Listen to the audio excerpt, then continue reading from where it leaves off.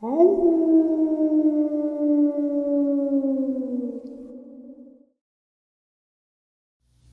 and salutations, everyone. I hope everyone is doing well today.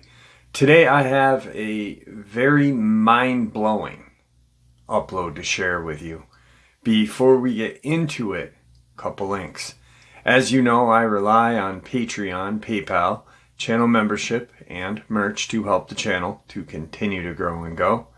Links to Patreon, PayPal, and channel membership are in the description below. Merch displayed directly under the video. Also, Dogman, Frightening Encounters, Volume 1 through 3, the audiobook versions. They were written and researched by Tom Lyons, narrated and produced by me, Jeff Nadolny. Those audiobooks are available on Audible, Amazon, and iTunes, links to which are also in the description as well. And finally, last but definitely not least, if you'd really like to help support this channel to continue to grow and go, simply subscribe. It does not cost you a cent. Click that like button. It takes half a second. If you don't want to miss out on any of the informative uploads I put out daily, click that bell icon, and folks, please leave a comment. Why? Well, because all of these things, they really do help this channel to continue to grow and go, and yes, they definitely matter now, everyone. I have taken far too much of your time. Let's jump into today's upload, shall we? Alright guys, so earlier today I received an email. The heading said, former Marine, channel comment lurker, livestream lurker, not a troll. So I was curious immediately, and the body of the email was real small. Former Marine, I have some very interesting information I'd like to share with you. There are some restrictions. Please reach out as soon as possible. And so, a phone number. And I called him up. How you doing? Jeff, how are you? Recognized my voice right off. And we got to talking. And he was involved in a training exercise turned live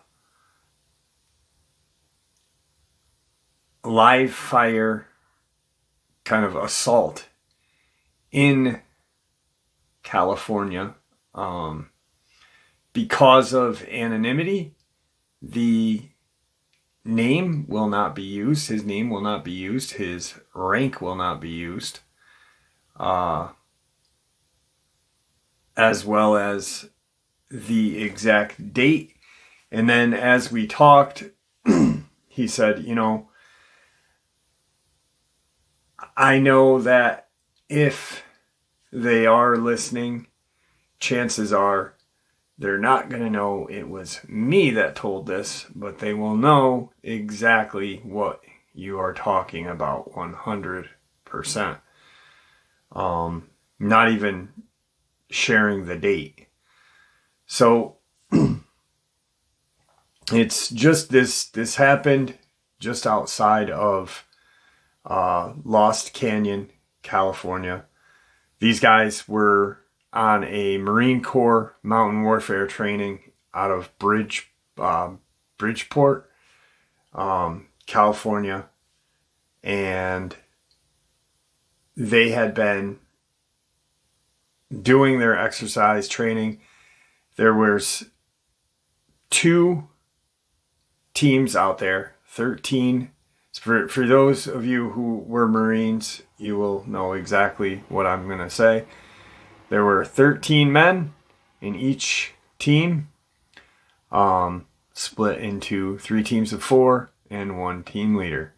So there was 2 teams training together at this Marine Corps Mountain Warfare Training Center. They had been there for about a week. It was routine up until a certain time and date, which for his anonymity and his safety, we can't we can't mention. They will, like he said, they will figure it out if they do listen. And he said he has a real sneaky suspicion that they listen to any kind of YouTube platform that talks about cryptids, talks about UFO, any kind of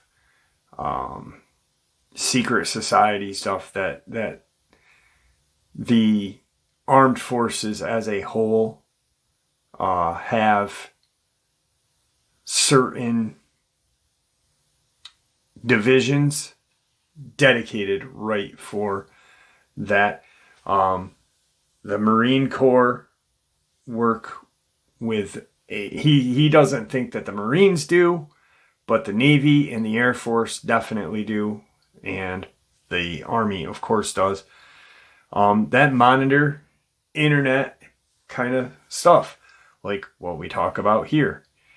And he said, it's not just one channel, it's the broad kind of that they monitor. And anytime certain kind of flag words pop up, they will listen. And he knows that for a fact because he had a friend that worked in the Air Force that was his position, was monitoring internet activity and stuff like that. So they had been training, just, learning, obviously, mountain warfare. It was before, I can give you this much, it was in the time that it was needed. We were amping up and already in Afghanistan, so it was pre-2000, right around that time. And they had been going through all these drills and stuff, and they had gotten called into a briefing room, both teams. So 26 men in total. 2 team leaders, 24 Marines. Now, what they were told was that just outside of Lost Canyon, there's a hiking area, Mokalami Peak. And if I massacred that, I apologize, Mokalami. And apparently there had been 4 hikers out there that had been hiking, camping, were attacked, and 3 made it out. Barely 3 made it out. And of course, the grumblings were, well, why can't the forestry services handle this?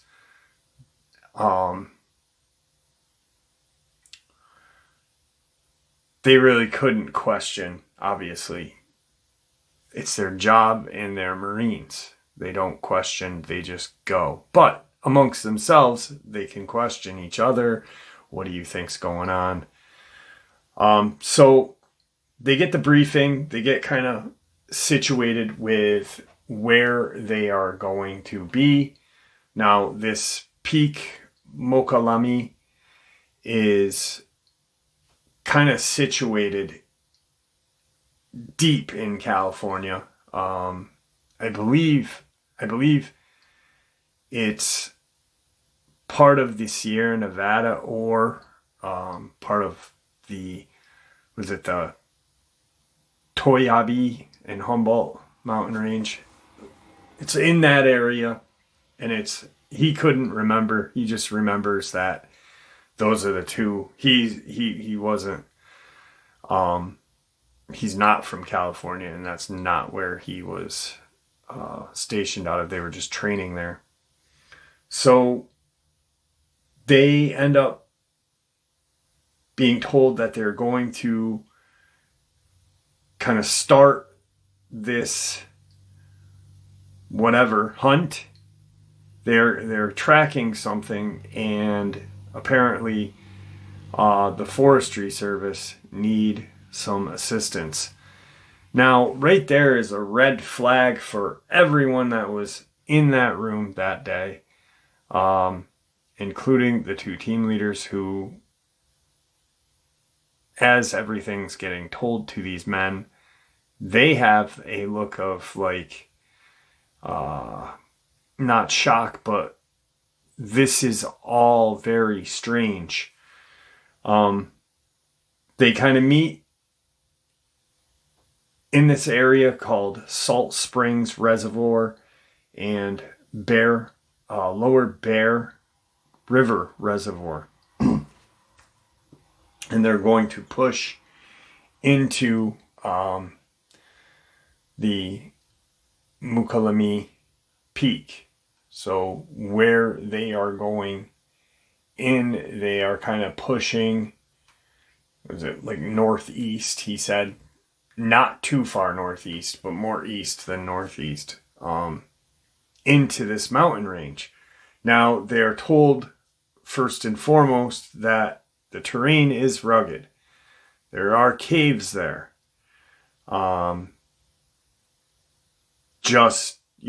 We feel that you guys are adequate enough.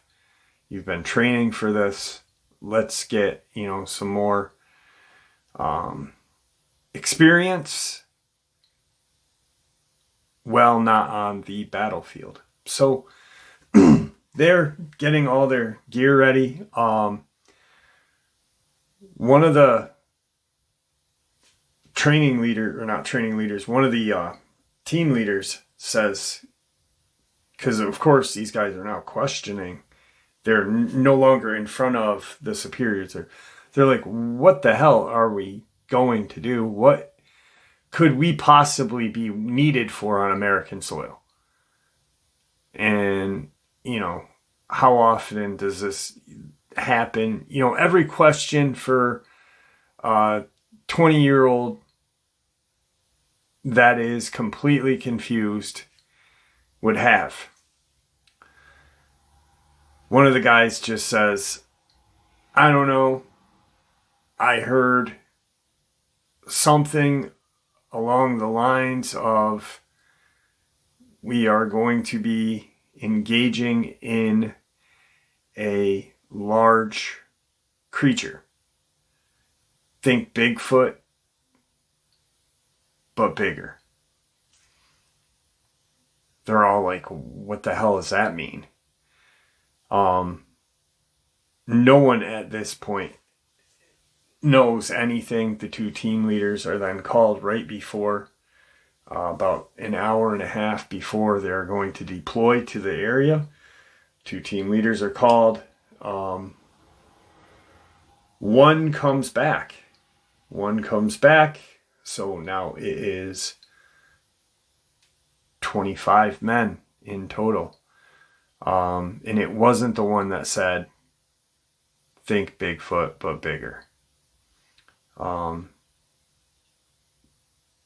They get out to the location, and he remembers they had to hike in from an area called Blood Ridge, which was, the name stuck with him because he was like, this does not feel good. This does not sound good.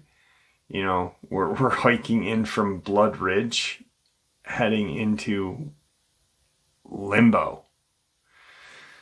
They get to an area just past North Fork Trail, and they get to the tip of the Salt Spring Reservoir. At that point, they're told by comms to wait. Do not engage in anything. Wait until further instructions come in. About 3 hours goes by, and 3 other Marines come in.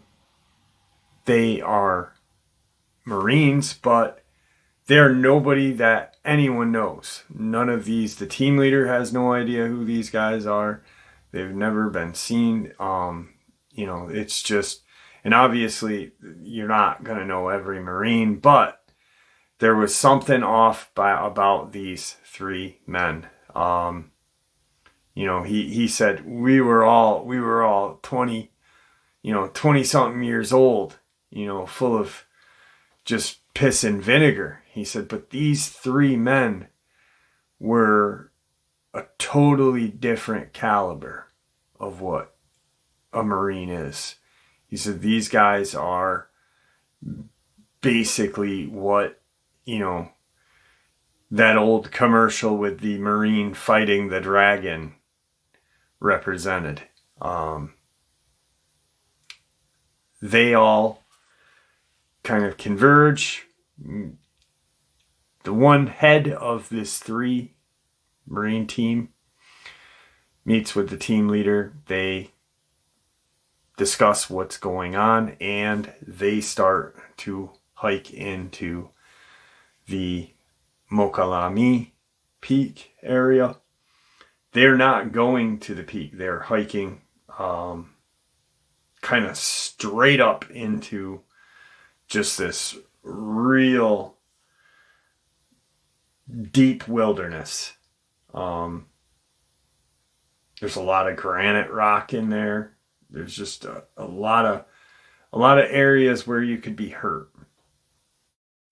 So as they're hiking in, the leader of the three-man team, who obviously outranks anyone there,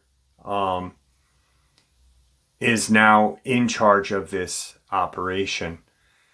He tells, this is how we are going to be in formation hiking into here.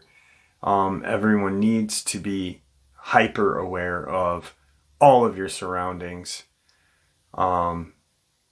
In case we all have live ammunition.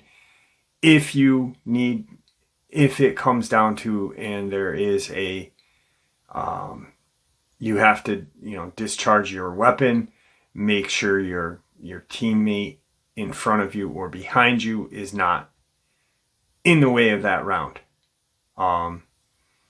At this point, everyone, he's like, what the hell are we getting into? They can't communicate with each other at that point, you can, but you can't, so they are then broken down into two lines. They're about 100 feet apart. And there's 24 of the original Mountain Corps warfare training members of that. So there's 12. Two of the men that came in that three-man team are in the back of that. So you've got a line of 12 and another line of 12, 100 feet apart, of men who have been training together for about 8 days. They're fairly familiar with each other. They've known each other. They trust each other. They don't know these two guys that are behind them, though. All right. Now, in the front is the team leader and the man that was in charge of the whole operation. They get hiking from the head of this salt spring reservoir, and they are going straight into this just rocky terrain, but it's woods too. There's deep woods, but it's rocky terrain. They hike for about 4 hours in before they kind of stop. It's, like I said, there's a lot of woods, there's a lot of crevices, there's a lot of crevices that have filled with water that are ponds, but they're just real weird looking. That's what he said. He's from an area in the United States where ponds are, look like ponds. He said they were ponds. They weren't man-made, but they didn't look like a pond from where I was from. They're a mountain pond. These crevices that have filled with water over hundreds and hundreds of thousands of years. Now, they get to a location where they stop, they break. They can now communicate, talk to each other. Two guys that were behind the two lines had been talking to each other quietly, but not quiet enough, because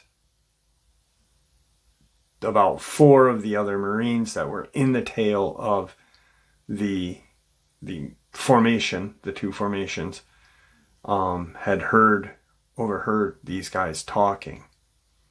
Now, where the gentleman that I spoke to, he was not middle, but more or less closer to the front of the line. So these 4 guys are now talking to their fellow teammates who they are familiar with. And they hear, these 2 guys saying, I hope that we are not, hunting down one of those werewolf creatures.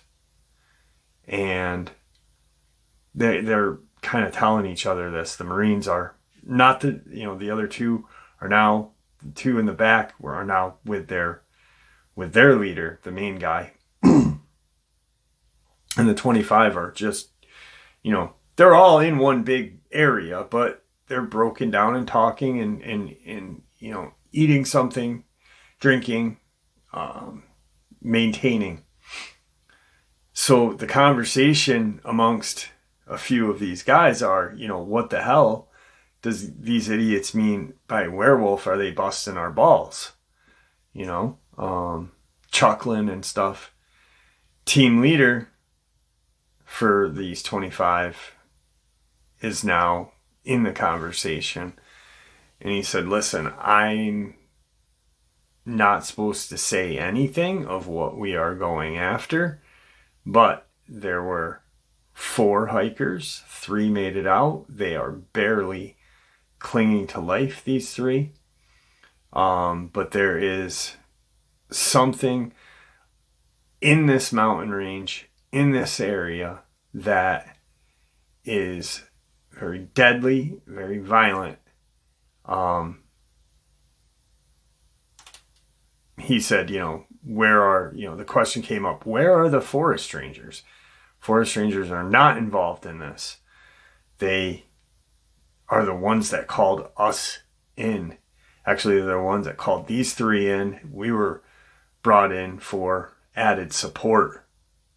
Okay, so, how do we know what we are going to shoot, what we are hunting, what the hell, and why are these guys saying werewolf? That's the, whole gist of that conversation. Well, they get refreshed and they start moving up a little ways into this mountain range. They hiked for about another hour, and at about that 1 hour mark is where shit hit the fan. They had been in this area a total of about 7.5 hours waiting for, they had to wait for these 3 guys to come in, and then the hike in, and then the break, and then the hour walk.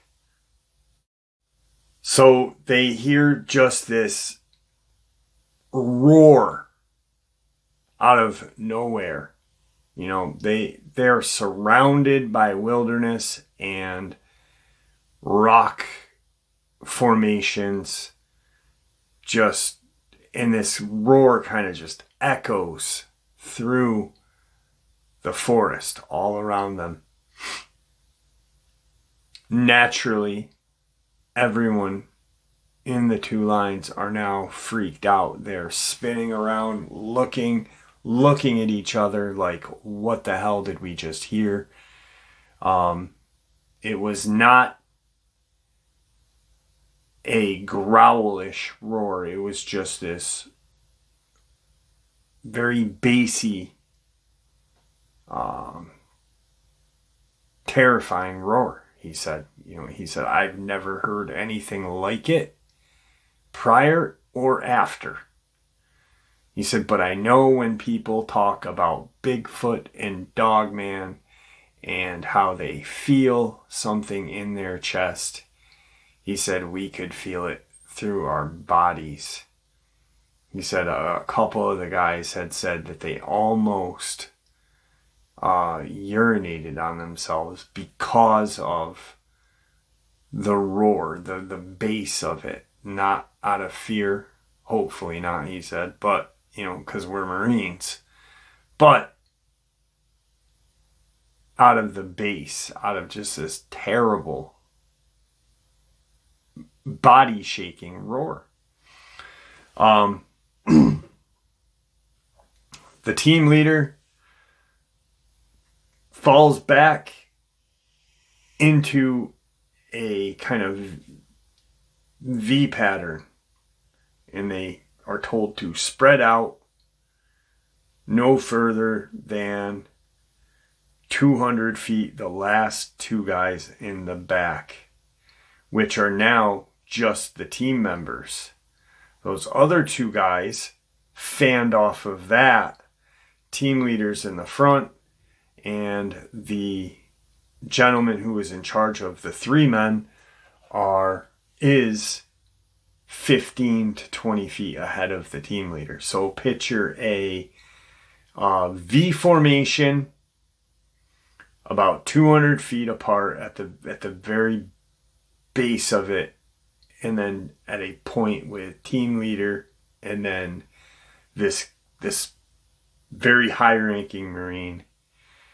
Two men about 20 feet off of that 200 feet there, and they are now proceeding to go into this area where the forest kind of got less dense, but the rocky terrain was much worse. And they're walking up. They do not have the upper advantage. They do not have, the high point of the fight.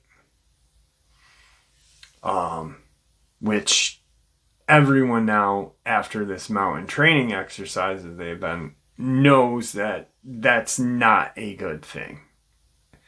You always want to have the upper advantage.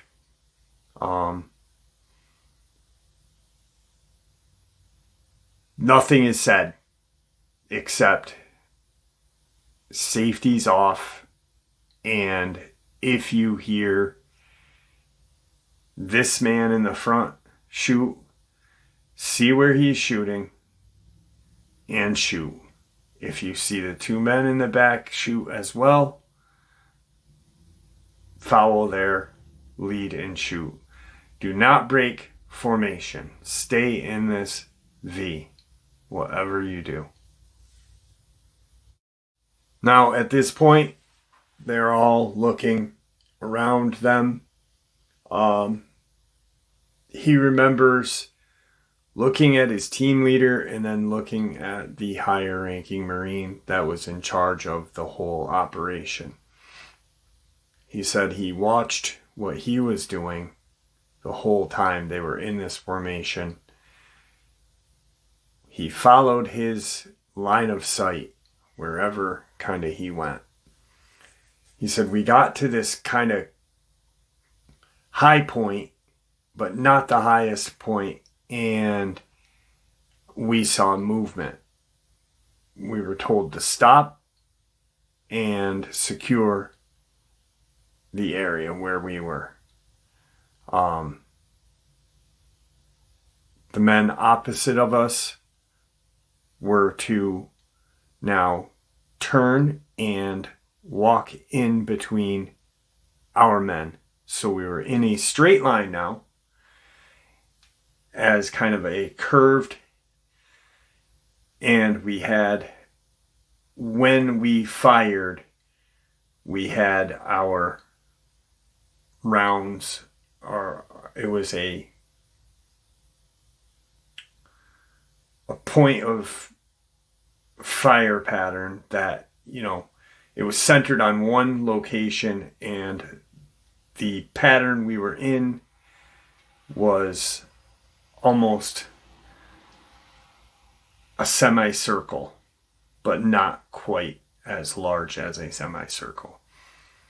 The higher ranking Marine and team leader are now standing together and pointing, talking.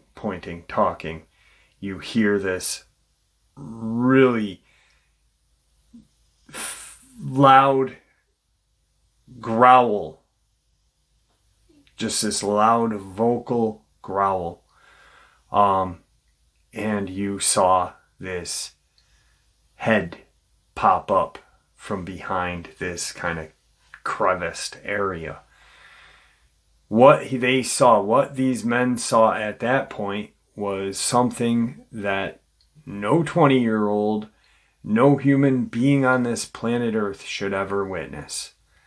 The head of this creature was at least 3 to 4 times the size of our head at that point when they were looking at it. This thing stood up, and it was huge. I will tell you the exact measurements at the end of this exact experience. I'll sharing it how he shared it with me. This thing stands up, and all they see is this monstrous creature. It is hairy, but not hairy. Very hair from neck down. But sparse. You could still see patches of skin through the hair. He said, picture a hairy hirsute man, his chest, but all over his body, going from probably the chest, sternum area down. You could see that it was a male, and as it stood up, it took one step. The man in charge of the Marine in charge of the whole operation at that point said, put this thing down or we're all going to die. As they are shooting at this thing, they're shooting 5.56 NATO rounds. It's coming at them at a very fast pace, but it's only taken 3 to 4 steps. And it's almost on top of them. As it gets maybe to the 30-foot range, it drops. It falls kind of face first, and there's just this kind of thwack, this just really wet kind of sound. He thought at that point that it was all the blood, but they're now standing around this creature. The older Marine gets the two guys that he came in with. They are now talking to each other.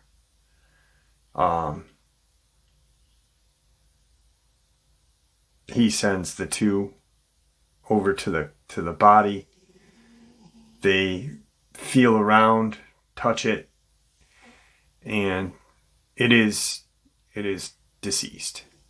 It is put down.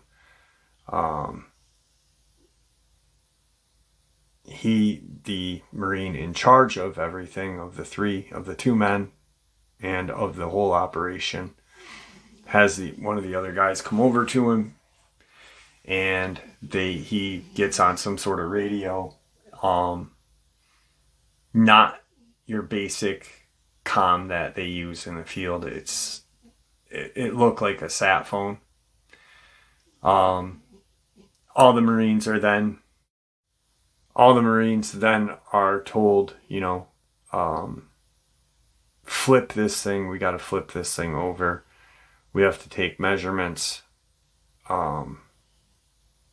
This, and that. It takes all of the men to flip this thing over.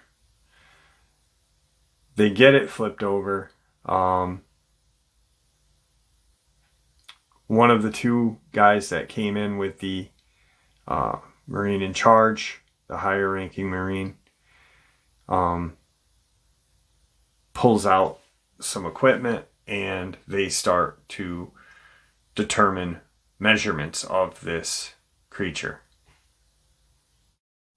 Now, he said, "Jeff, I will never forget these measurements. I have only shared this experience with my wife. I've never talked about it because I've never wanted to think about it in that aspect of how I was thinking about it as I was telling you this." He said this creature, it was 18 feet, 9 inches long, or in height. Its head was 65.5 inches in circumference. That's huge. That is huge.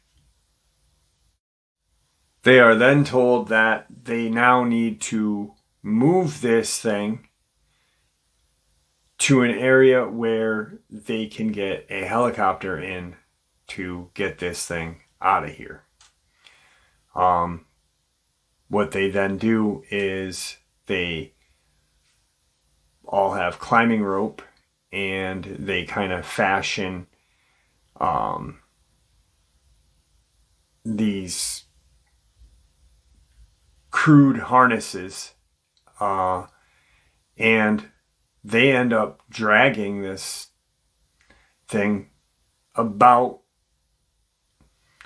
I'd say he said, a half a mile, eighth of a mile out, somewhere between. It was a long time, and it took everyone's strength to get this thing to an open area where a helicopter could come in and get this thing out of here. How they were going to get it on the helicopter, they had no idea. He's like, I have no idea. It took us all we could do to drag this thing. And there was 25 of us. We fashioned our ropes, we wrapped our ropes around its wrists, and we had 12 men on each side. We harnessed, they fashioned the rope to, where they had their own anchorage point to pull it. They got it. They got it to this very flat location to where a helicopter could come in and pick this thing up. Around 4 hours later, a helicopter comes in, and they had been sitting with this thing for 4 hours. The thing smelled like just filth. A couple of guys had gotten sick from smelling it. It was a very overpowering, musky kind of just... He said if he had to guess what a cow's asshole smelled like, he said that's what this thing probably smelled like. He said it smelled so bad, Jeff. It was the filthiest stink he has ever smelled. He said it faintly smelled of urine, and he thinks that was because of like the hair, the sweat from this thing sticking in the hair. But the smell was just like, it was a very overpowering, musky, rancid smell. A couple of the guys were making jokes about, you know, it's manhood, this and that. The helicopter comes in and it flies over about 20 feet above the ground. A cargo net is then dropped flat, unhooked from the helicopter. They move this thing onto the cargo net. 4 corners meet in a hook. It's then fashioned to, the hook is then clipped to a winch that's in the helicopter. It's winched up. As the helicopter and the winch are raising up off of the ground, you can hear the tension from the cargo net, the harness, everything, and it kind of makes that real tensed sound, that sound.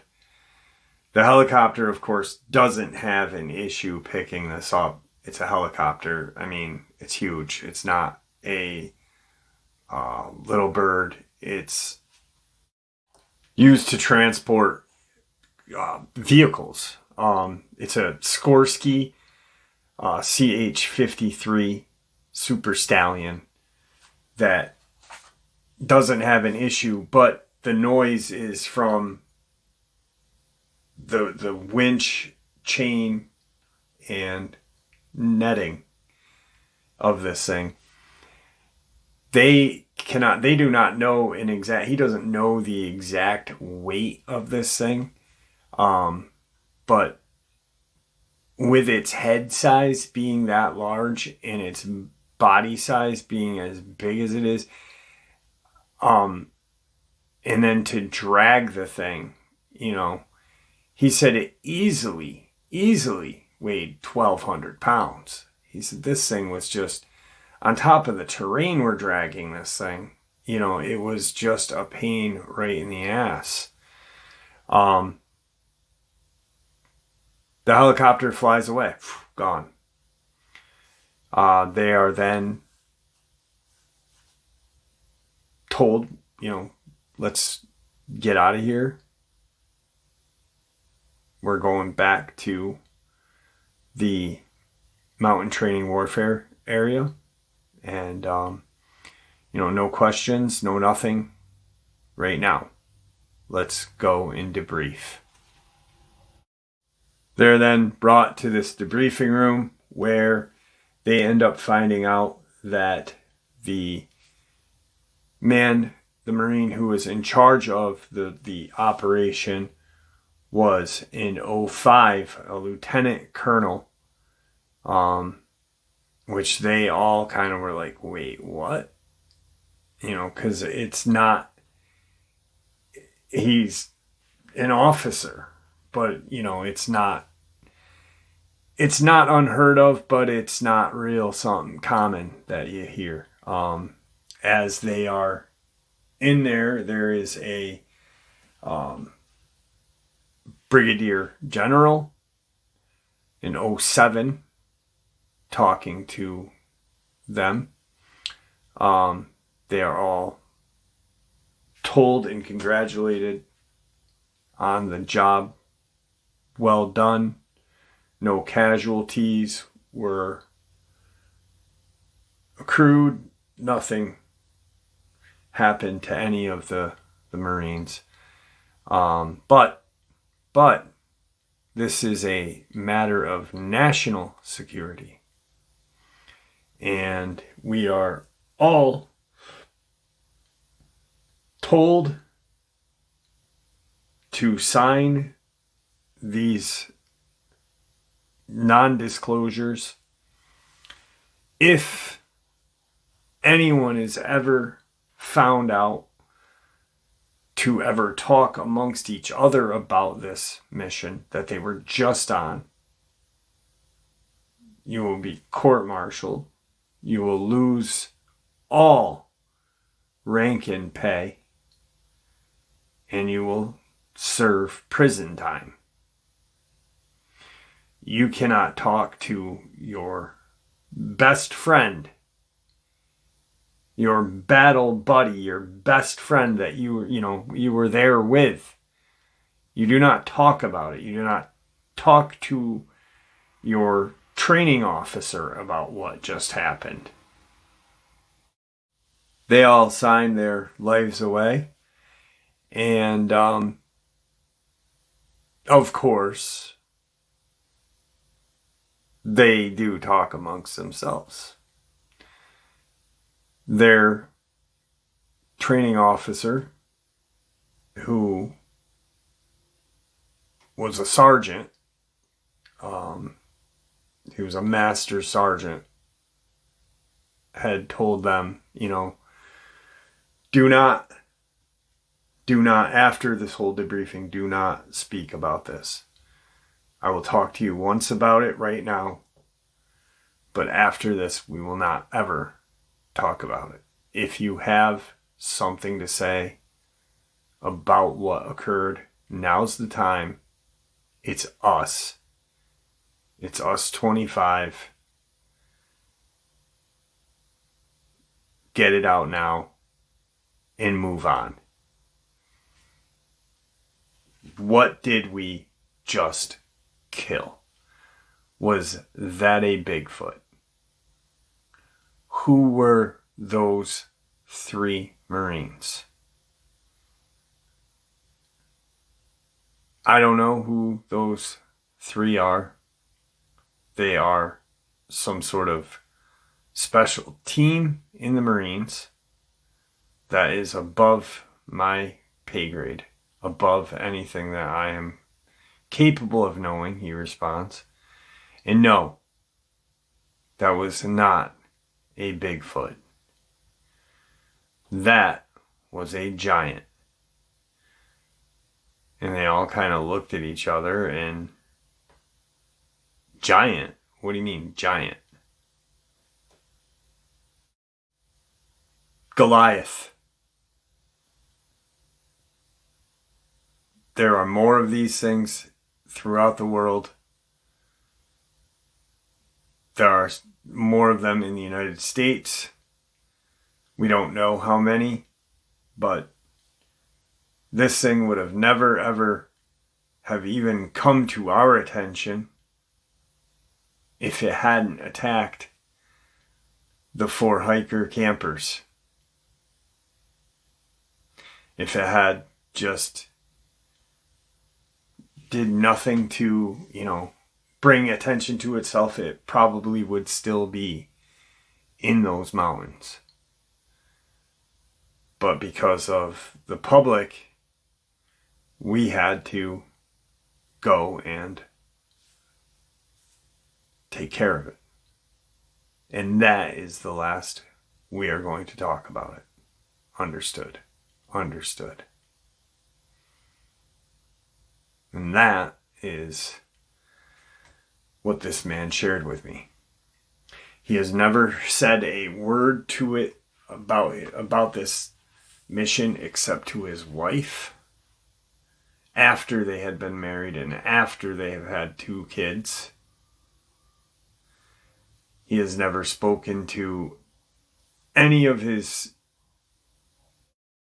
none of his other, team members, teammates ever talked about it. He does speak to a couple of his former Marine buddies that were there that day. They've never ever brought it up again. He has been wanting to share that experience, but just really didn't have the courage to do so. And I said, it does take a lot of courage, especially in the predicament that you are putting yourself into right now. He said, this is, years ago. I'm a hell of a lot older than I was. There's also 25 of us that know this experience. It'd take him a little while to get to me, he said. And, he is a firm believer that right now we talked about this, he thinks we are in the beginning of the end. This is a biblical sign where these creatures are now coming out, making themselves known. He's a very religious person. He had never went to church growing up in his life. After this experience, he became very religious, just a devout Christian, and he is wholeheartedly believes that these things are not natural. They are quite possibly Nephilim. But he needed to get this out so he could, move on. I needed to move on. I've held on to this story for so long that I needed to share this. And I've heard Dogman encounters. He said he remembers hearing about the 2 Marines, the one that had it by Camp Lejeune, and then the other Marine that was overseas that saw that chimera looking thing. He said it was time that I got my experience out there, because he knows and was told for a fact that there are more of these giant humanoid monsters throughout the United States, throughout the world. Our government definitely knows about them. And they are just burying it deeper and deeper, even though they know that we are, at the cusp of this crazy war that we're about to have with these creatures. He said that when he heard the chimera story, he almost emailed me about a year ago, but he just couldn't get the stones to do it. And I said, I thank you for your service, first and foremost, but thank you for sharing this with me. Insane. And he says, well, it's time to go. Hopefully tonight I can sleep without having any kind of dream about this, about that evening, about that, because it was about evening time. It was about 6:30, 7 o'clock when shit hit the fan. So, but yeah, insane. I thought when he emailed me, it was, Dogman experience, Camp Lejeune. Because the guy that I spoke to a while ago said, there's many in Camp Lejeune, yada yada. I was not ready for a Nephilim, a giant encounter. And I've, just like many of you have heard, I've heard tales of these giants living in national parks. And that's scary. All right, guys, I hope you enjoyed this very interesting and very frightening experience. Frightening because, to me, these things coming out is, now, I'll tell you honestly, I never bought into the whole religious part of it. I did turn my life over to Christ, obviously, but I never really said, hey, these things are Bigfoot's,